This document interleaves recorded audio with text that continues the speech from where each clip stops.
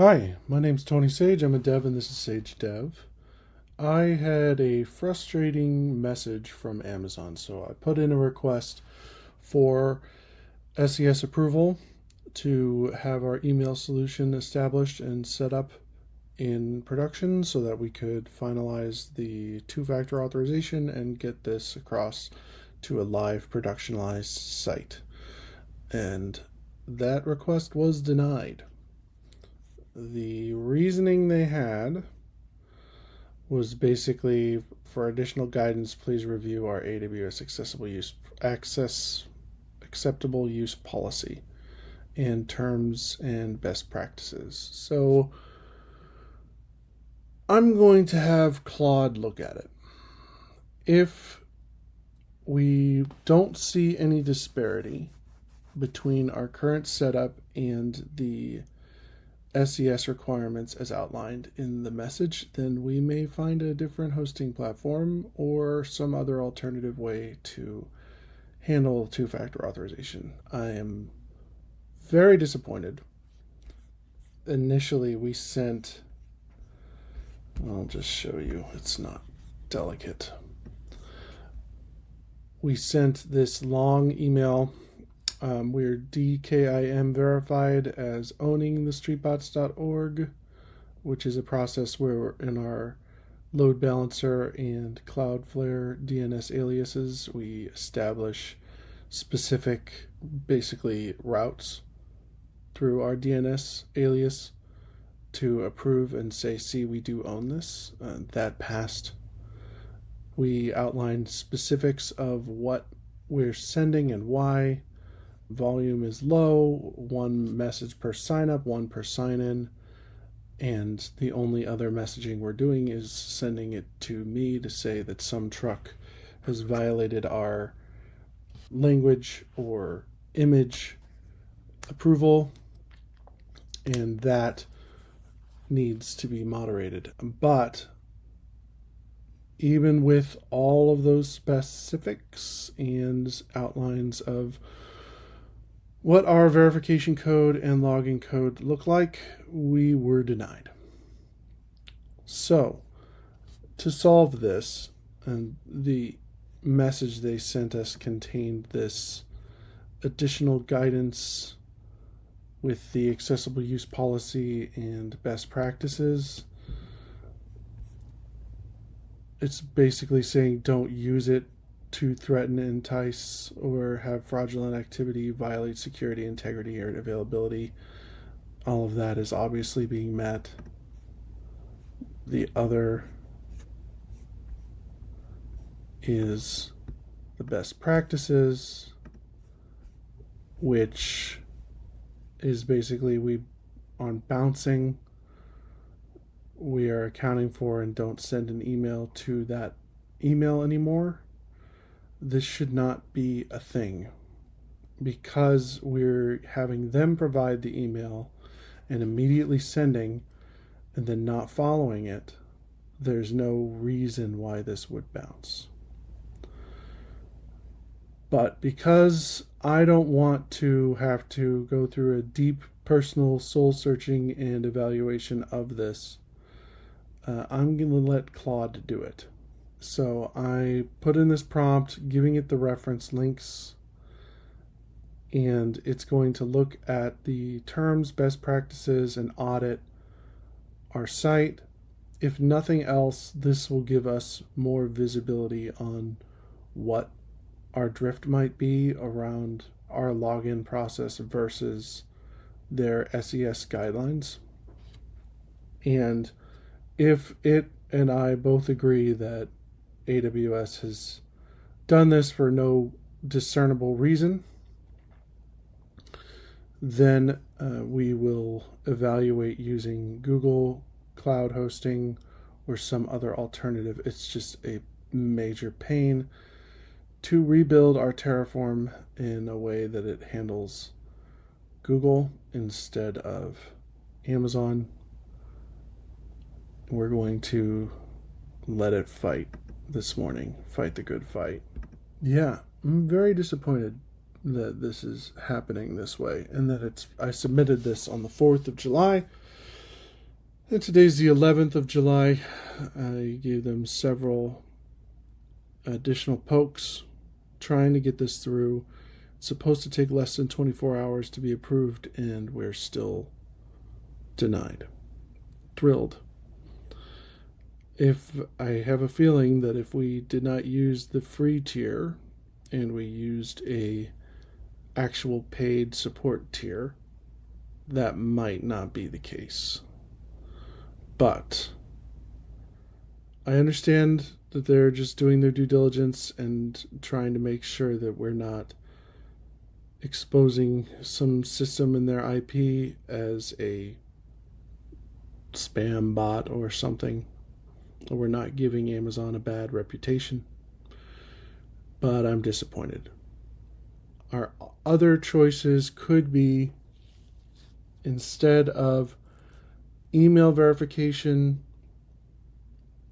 and 2FA, we could do some kind of SMS verification, or we could do it through some third-party platform to allow OAuth connections, which is another paid service that I don't really want to pay for. So I'm a little disappointed. But maybe this will highlight some vulnerability that we just don't see. And I'm trying to keep positive outlook on this, but man, I can't imagine that this very standard and straightforward process is being denied. So, while it's doing that, let's talk about some of the other features that we've built into the site. I've gone through quite a bit of iteration. Let me do a Lando start, and we'll stand that up.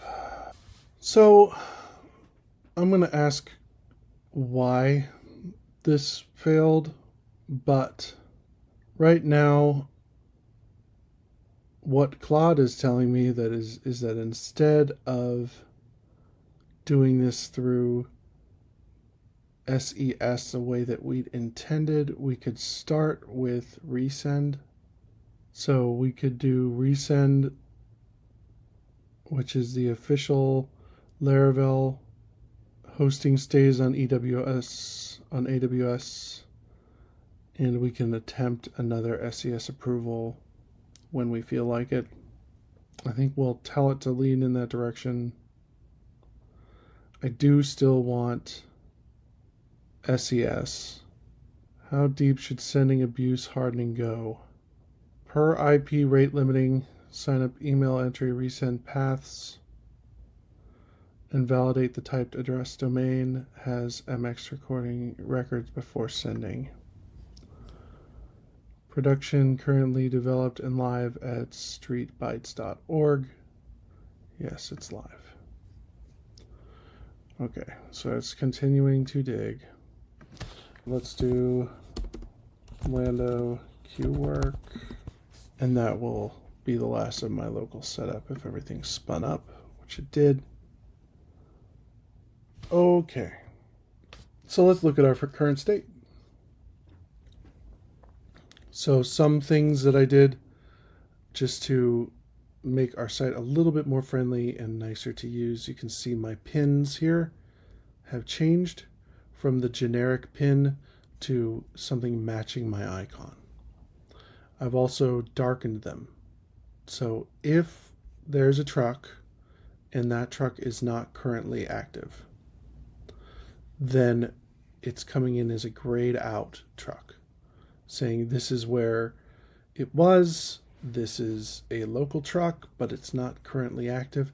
I've also set some grouping so that when a user does this zoom in and out, it gives a better idea of the number in an area. And this is good for if we have some kind of event. And this event is massive. We have 10 food trucks there. They're all side by side. This would give us a specific hot spot that we could click through and see what trucks are in that specific area. And it groups it way, way, way down to even the block level. So it provides some additional visibility into, say, we have some rock concert or we have the FIFA World Cup in Kansas City right now. It would gather all of them in one place. And if we wanted to see what trucks were in that one place, we could easily get there. And we did some style changes to make this more in alignment with the rest of the styling on the site. So we did that. I also did a lot around content moderation. So we had an exposed vulnerability just based on how the site handles, I can never remember, around how the site handles new content entry. So we wanted to keep that barrier as light and loose as possible, but that exposes us to risk. Yeah, this is the email that they denied. Anyway, that's neither here nor there. So we're trying to prevent ourselves from having any risk. And in order to do that, we introduced a couple things. First, we introduced a new, as a super admin role, we have new moderation. So this moderation will only happen when somebody does something inappropriate on the site. So we have, through Amazon, there's a service, I can look it up, but we have a service that looks for images that may contain inappropriate content. And there's a service that we've custom built to highlight specific inappropriate terms. And those inappropriate terms, if some truck has been authored with something that's inappropriate, we'll drop it into the moderation flow. And from the moderation flow, a super admin could view a cart, we could remove the cart, and if something is flagged as having an inappropriate term or an inappropriate image, it's placed here, and then we keep it for record keeping. So it doesn't actually delete a truck. And if you go to create a truck that has inappropriate content in it, it's not going to deny them outright as an automatic fail. It'll come back to me, essentially, or if I do assign other emails that have access to this, that can then review all of these different trucks and what inappropriate content flagged them and then block it. I also gave us admin superpowers. So same thing with tags. If I have a tag that, most of these tags are pretty generic, but because we're using a tag driven taxonomy, someone can create a whole new tag. And if that tag has inappropriate language, it's automatically blocked. But if it is similar to something else, or if there's something inappropriate that sneaks through our term catcher, then we can actually go in and manually delete those tags as well. We also introduced a new abuse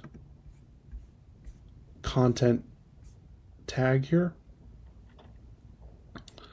So if it's not limited to anybody. An unauthenticated user can go in and flag a truck as being inappropriate. But if they do go in and report this truck, and I'll go ahead and do that just to see what it looks like, it will be flagged and set into moderation. It does not go into detail as to why it was flagged, and it does not remove it from the site. You can see this is still live. It also gives me a count of reports. So if 50 people say this truck has something inappropriate, then I probably need to remove it.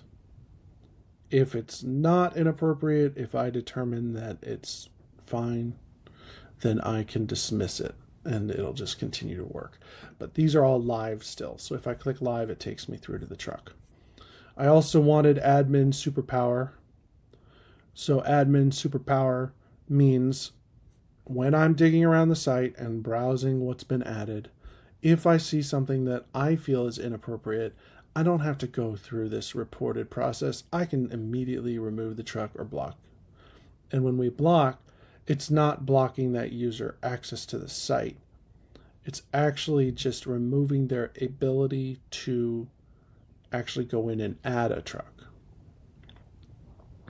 If they feel like it's an invalid block, like I was too reactionary and I'm just a stuck up curmudgeon and they really do deserve to have food trucks, we have this reinstatement where they can submit their reasoning for why they feel like me blocking them was inappropriate, and I can then reinstate them if I so desire. I don't think that's ever really going to occur.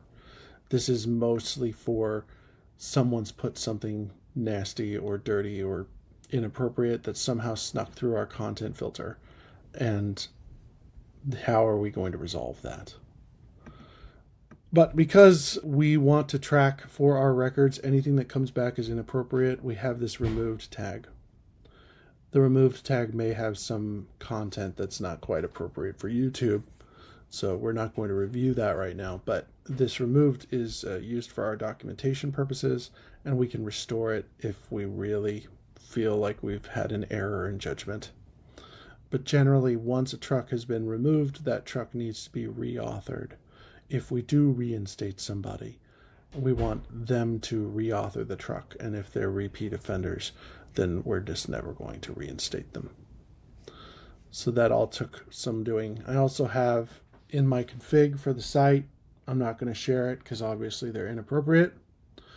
GitHub has a master list of things that it does not allow on its platform when it comes to terms and names of repos and things like that. So we are following that list to an extent and added those terms as a general blocker in our repo code base. If you dig it out, you can find it. I'm not going to share it because it can be inappropriate. Of course it's inappropriate. There are things we're highlighting because we don't want them on the site.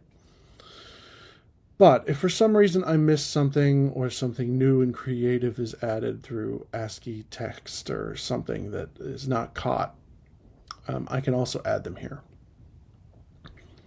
So that gives us a lot more granular control.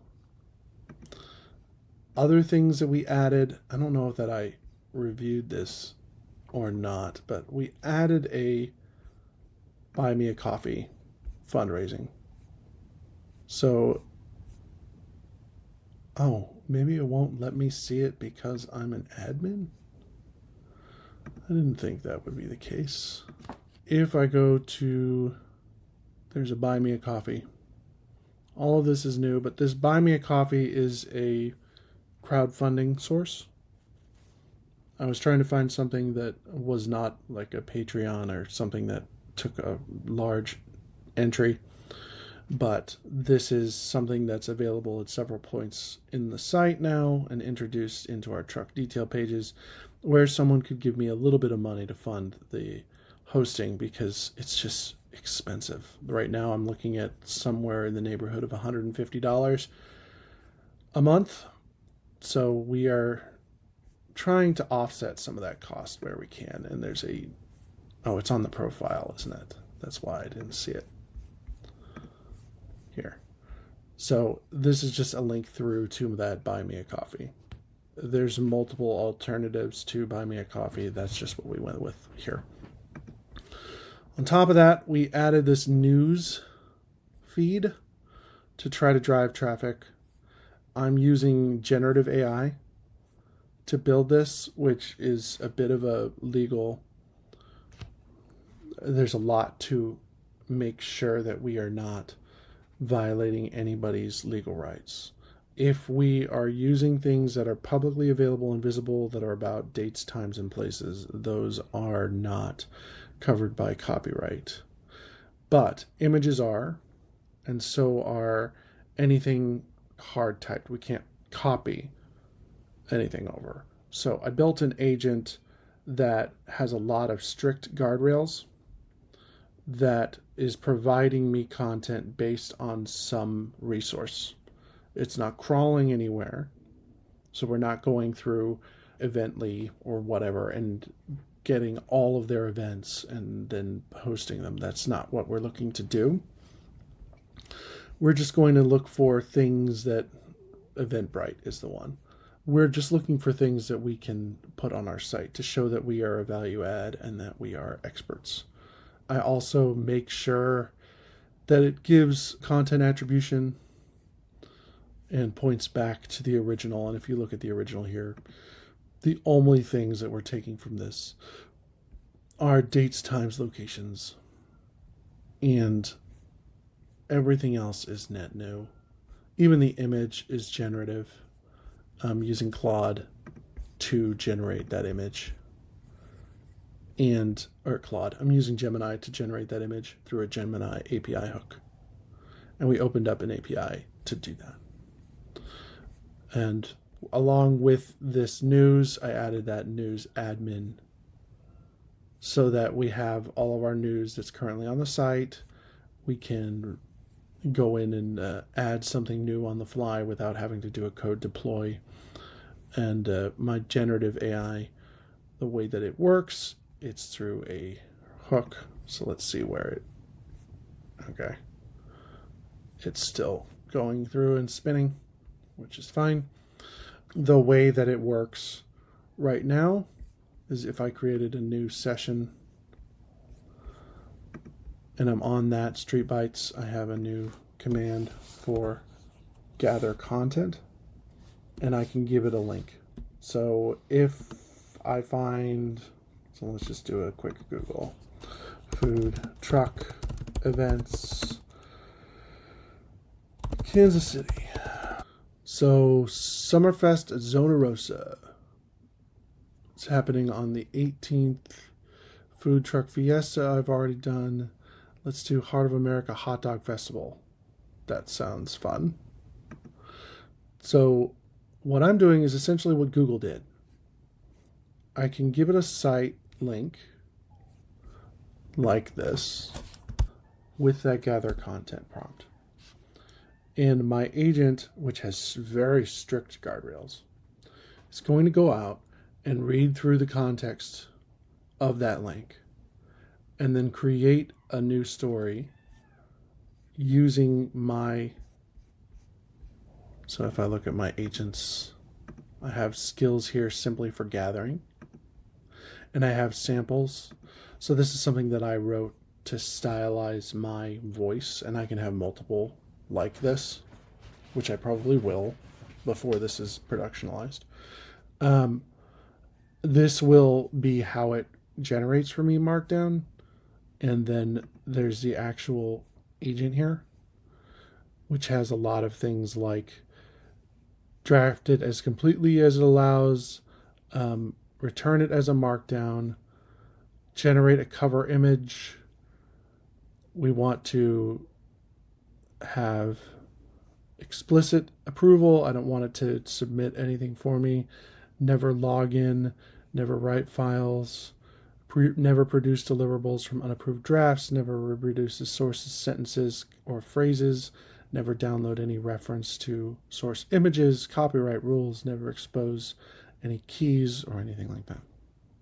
And because we are not crawling, it should be much more straightforward in how it addresses this. No user supplied cover image, that's fine. We're going to generate one. It's going to create a post and a cover, and those post and cover are actually going to be set on my desktop. So I have an example here for that food truck fiesta. And basically, the way that I've set up the form is it handles Markdown. So I can take essentially the entire Markdown and drop it into that form. If I was going to set this up to scale, obviously I would want to have some kind of crawl happening, and I would want it to automatically do that for me. But because I'm not doing that, I'm just going to piecemeal gather these. It seems like a waste of effort. I also have it set up so that it can go to the form and enter it for me if I really don't feel like it. So that's also a thing that it's doing. So while it's doing that, AWS denied SES production access, boilerplate reasoning, no specifics. Weird. We are not violating the AUP, which is what I think. We do not miss anything in the AWS's review explicitly checks, which is no bounce, sign up email arbitrary visitor typed DKAM, or no reply from address is best practices. We're already handling that. So we want to switch prod mail to resend 100 per day. We are already mostly resend ready. So we want to, so we have a mail mailer env variable. And it looks like it wants to have that mail mailer variable allow us to switch. Throttling attempts in an attempt to accommodate AWS. We are handling email entry by tracking IPs. We are having a verify code, and it's building some tests. Create a resend account. Let's just, to hell with AWS. I'm mad at them. So let's revise. I think we should commit to resend long term. SES is an expense that we can avoid, so let's avoid it. We should remove SES from our code base and from production.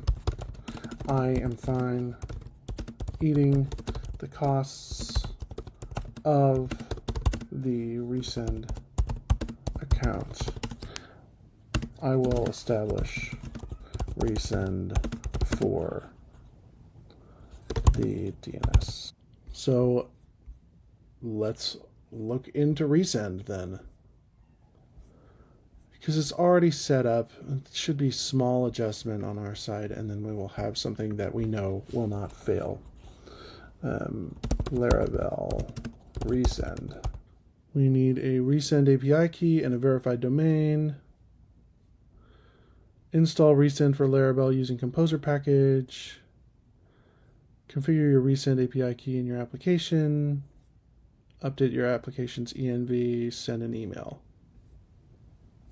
using mail facade.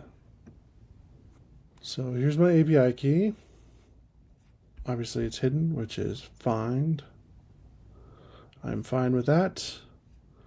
And let's drop that into a note for now. Yeah, because to heck with our plans. If they don't want to take our money, then we'll go somewhere else for our money. It gives me all sending and receiving as automated templates I don't really want. Tells me where we're contacting, sends me metrics, domains. Let's add a domain. Let's call it streetbytes.org. And I can automatically set it up through Cloudflare. Would you look at that? This thing has made me so frustrating. DNS record from resend. One-time auth does not grant resend permission to make future changes. Send domain key. Fine. Now the question is, what does their billing structure look like? So right now it starts as transactional with 100 email daily limit. I don't want any marketing. I don't want anything but my domain. 90 cents per 1,000 emails. Yeah, that's probably fine. So let's set that up. Or 20,000 or 50,000 emails for $20 a month. With 30-day data retention and up to 10 domains. All right, let's do that. You guys don't get to see my billing information, sorry. Okay, so that's established. Nice things are we have this set up. It's $20 a month for 50,000 emails, which is way more than we need, and we can actually establish more than one domain. So while we build in the future, we can use this and leverage this as our email sender ongoing. So if I wanted to have something that sent an email from like my portfolio, that would work. And that way we don't have to get denied by AWS, because I'm not mad. Okay, I'm a little mad. So I've set, and let's look at one more time. Resend API key in the mail block with the note, throttle attempts, entry, verify code. So we're going to make it meet all of AWS standards and then not use AWS. Bleh. Resend account, add domain, blah, blah, blah. Remove SES block from main Terraform, delete Terraform module SES. Delete the 3 DKM name records from Cloudflare. We're going to be viciously, demonstrably removing it from our AWS functionality. Write the docs, and then Lando Pest, smoke test, and I've already done my sign up. I just need to drop the key in. Go. Okay, so we did our little event session at AWS. We set up our Resend, which is fine. I went through some of our content creation. Let's see where it left off. So I have a draft. If I go to the KC, oh, okay. So it looks like it's crawling through Eventbrite and the Facebook page, and it's giving me a draft, hot dogs and headliners, la la la, performance of these bands, costs, and then some foodie stuff. It's listing our sources. Okay. Got multiple things spinning. We're going to let them spin a minute. So my SES changes are still going through, because it needs to update my Terraform and it needs to do all these things, which is going to be super great. But I do have my new content. So in the desktop, after it crawled, so it went through multiple sources that linked away from that Facebook post and generated me content in Markdown. Yeah, I'm not worried about that. An evening of funk, legends, museum, lawn, sunsets, and more hot dogs than any sensible person should attempt in one sitting. I like that. That's where it's stealing from my language. Gives me performances that are listed, getting through the gate, what admissions costs, and then this is a food event. Baseball style eats, local food trucks and vendors spread across the grounds. Pace yourself. Negro Leagues Baseball Museum link, Eventbrite, and Facebook event for updates. And of course, keep Street Bites map handy to find your favorites while on the lawn. So that looks good. And then I have my generative AI image. It even has a rough Liberty Memorial there, which I like. If I don't like something about how it looks, I can always go back to the agent and say, hey, update my language a little bit, remove some of this attribution, things like that. And it can even say, hey, can you hit again and get a new email? Also, since we're using an actual API call in our generative AI, you'll notice there's no longer a watermark. I'm paying for this service, so it's not giving me that Gemini watermark anymore, which is fine. I can also give it, can you drop this into the form for me? And now with the in-browser functionality, which was a recent addition to Claude, it should just open it up for me. So I have it open already. It should just drop it in, hopefully. So that is a thing. And we'll come back when the rest of this Terraform thing is spun out. Okay, so my form is populated, and when I send the draft, it'll set it in an unpublished state. So I could preload these. I could preload a lot of them. And then when I'm ready, I can go ahead and publish. And here's what it looks like. And if you went back to my edit form, you could see, again, all of this is done in Markdown. So if I have to do an edit or something like that, it's completely set into Markdown. Which is great. It's good for AI, it's good for me because it's easy enough to get all of that Markdown structure with the bolds and the highlighted and the colors and things. And all the styles are obviously set by our style guide. So that is going to be neat. This is all local right now. When I'm ready to do it in production, I can do it in production. Some notes, if you do want to do something like this, don't do this. This is an image gathered from event page, right? That is not going to be something that we would ever publish, because this is coming from, it is an uploaded image from a resource that we don't control. So just to try to resolve that, we're using generative AI instead to do a custom image on every single post that's not violating any copyright law.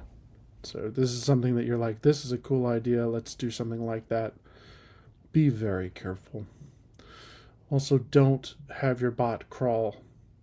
Crawling introduces a lot of potential risk, including if you're crawling a site gathering data context, you're potentially going to DDoS a site, or at the very least cost them money because they have to scale enough to accommodate your bot crawling them. And if they figure out that you're the one doing it, you're the culprit, then there are legal ramifications and routes they can take to handle that. So be very careful. And that's why when we do our bot crawl, I'm literally giving it a specific URL. All right. I think that is cool and done. Now I'm waiting on the final states of my actual updates. So I have Terraform is get ignored, holds no secrets, just the bucket name. Okay. So these are where we're setting our new hardening. And we've updated our bootstrap for, where are you? Just this. Mail move to resend. Okay, that's fine. And then we should have somewhere in here a place for us to drop in an env variable for that resend API key. Yeah. So it's going to be set into resend API key variable in the repo secrets. So I'm going to need to apply that at the AWS level, which means that we're hosting secrets. Yeah. So it's about done. I'm going to have it update the docs, and then we're going to push this out and see how it works once that's established. Okay, so I am working through applying my Terraform changes now. The way that I've built this It's very blue-green. Blue-green means that it's going to stand up a new container with all of the nested components. So with my reverb, with my queue worker, all of those things. And it's going to stand that up alongside production. And when I do my code deploy, then and only then will it tear down the old version and point the load balancer at the new version. And that's blue-green, right? So I should not have any outage or downtime throughout any of this process. I did run into an issue establishing this because I needed to set the way that I set this up. You have to set your environment variables for production in GitHub. And I had not set that resend variable. So we're going to go ahead and set a release. When I release, there's more than one way of thinking about this. I've worked for a client for a long time. We have a specific branch. And that branch is a release branch. And when we cut that release branch, then that release branch is what goes up the stream for the release. That's one way of handling that. The other way is using GitHub releases. So all of these are specific to a commit. If I'm in the situation where something's introduced and needs an immediate rollback, I can get to that commit and I should be able to roll that. But just for hardening this, we should probably create a new branch for each of these releases so that we can deploy it. I've seen it done both ways. We could also create manually a new release and restore the old commit. I've seen that too. But for now, we're going to draft a new release, and I always release out of main, and I'm going to set my tag to a brand new tag. So we could release from an old tag, and that would be how we would recover our state. So 1.0.14, I think is the newest. And remove reliance on SES for production, updated Terraform and systems to match, and I'll generate some notes. You can see here it will allow me to compare between versions. So I'm not releasing a major version change. This is just a minor version change, and we're not adding some massive pivot. Right? So I'm going to set that as a release. And then when I trigger that, it triggers an action automatically. We can manually trigger. So this is a deploy run, right? We could come in here in our actions and create a new deploy to recover an old state. So we should be able to execute, and we can see all of our past deploys. We could even re-roll an older deploy, potentially. So there's several ways that we could handle this. To harden this, I might add some logic in to allow me to manually trigger this. All those are set into the CI, so it's not hard to do that. Right now, if I had to do a rollback, what I would do is set the main back to that older version, which are all saved in commit. So like this one has in its actual releases, not in the actions. An actual commit, I would go into Git and do a Git rollback. So let me go to those releases. I have a commit tied to this, right? We could restore that commit to main, and you can do it in the GitHub repo if you really wanted to. But if I get into a state where I'm in a critical rollback, something has broken production irrevocably and I need to immediately restore it, we should be able to pull back to this version, or we should be able to re-release this version. Yeah, so this is the tag, and I can compare between tags. So I might, to future harden this, build an additional workflow just to be able to manually trigger instead of it being on that. So, but it looks like it is building and migrating and pushing, and we'll see if that finally unblocks us from sharing this at social media and trying to get some people on board. So just in case you want to see this in action, in my ECS, I can pick my cluster, which is Street Bytes. I have 3 different cluster services, right? I have Reverb, QWorker, and then my web deployment. If you go to the web deployment, you can get records of when it was last deployed, if it completed successfully. If it failed out, it just stops. But you can see when I deploy, this one was my failure. So when you deploy, it gives you your deployment ID that you can look at what might or might not have failed. You can see what the current state of it is, if it's still off or on. But this is where our blue-green comes into play. So it says that I just had a deploy at 9:59, which is my latest deploy. It was successful. It had a revision request, and then it ran and completed.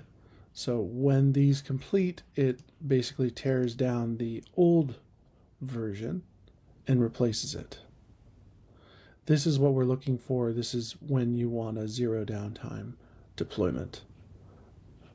So you can also see in here, I've integrated this with CloudWatch. So if I wanted to come in and look at what might have happened during that deployment, that's where this comes into play. So if I wanted to see why that last one failed, it probably has a log dedicated to it. My CloudWatch setup is more expensive than it ought to be. I'm logging everything. So I'm kicking out my free tier coverage, which is just how it goes. It looks like my reverb also has been set. So if I go back to reverb deployments, again, this is the one that stopped. The latest deploy just happened at 10:03 a.m. This is not, that was when we did our infrastructure change, I believe. But I could look at the logs and to try to determine what failed if I didn't know. In this case, I knew exactly what failed. And it'll give me all of my CloudWatch specific logs here, or I could go into CloudWatch, which is its own service. And I can use this to evaluate the state and get any of my errors. There was some setup for us to get specific things into the CloudWatch, but you can go into analytics and you can enter a query. I have a query I've used. Let me load it. So if I do get some kind of a 500 error, this is framed, and you can actually use an AI tool that they pre-bake in to build these if you're so inclined. For this, I'm just looking for anything that's like production.error. And it'll give me metrics. So it says that I had some errors around this deploy. It'll say SES API failed. That's the majority of my errors. This is saying that my email service was not established. So now with the newest deploy, hopefully that won't happen. And it looks like I have had some activity. It was mostly me trying to see that this was actually fixed. It's working. You can also do reporting. So if this is something that I want when any of these are occurring, if I'm greater than some limiter like 5, I want it to email me and say, hey, this is happening. That's something that's easy to set up in CloudWatch too. And is a good best practice.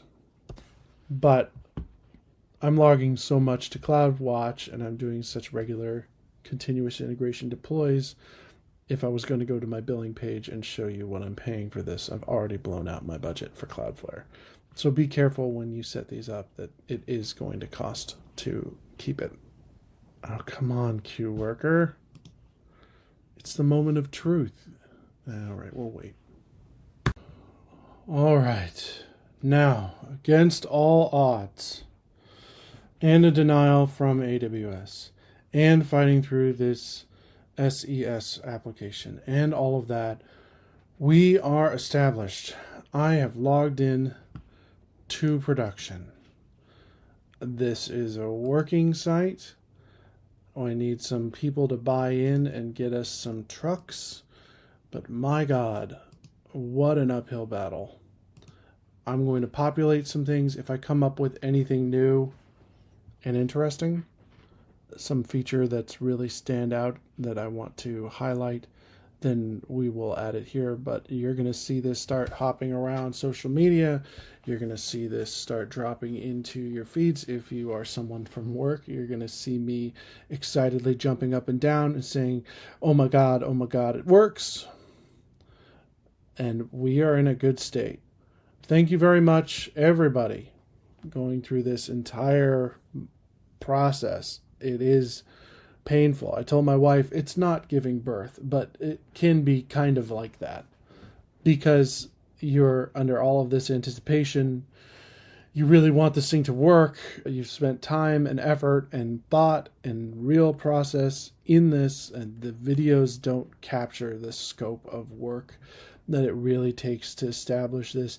AI is great at a lot of things, but it's not good at taking the vision and making it happen, which is something that we helped it do. And it is live in production and fully, completely functional. Now I just need some buy-in for some people to add some trucks. You're going to see news articles start populating. It's a very exciting time. But thank you for being here. My name is Tony. This has been my Street Bytes vlog. I don't know how much more is going to be added to this vlog. I think we're already at 14 different hour-long episodes, so I'm sorry about that.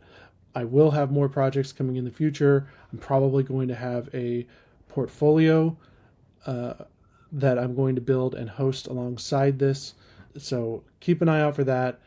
Follow me on YouTube, go to the site and play around with it, and thank you so much for being here. Have a great day, and we'll see you back for another video in the future.